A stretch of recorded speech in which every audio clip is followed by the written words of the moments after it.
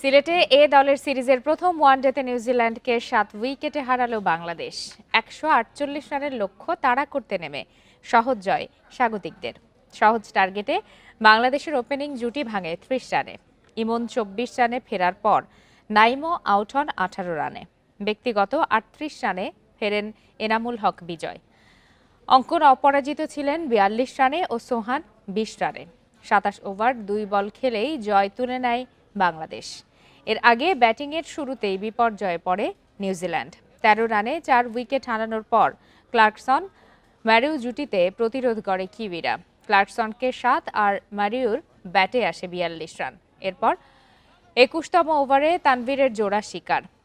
62 রানে 8 উইকেটে হারানো দলটিকে এরপর একাই টেনে তোলেন ফক্সক্রফট। তার 72 রানের ইনিংসে 147 রানে গিয়ে থামে নিউজিল্যান্ডের ইনিংস।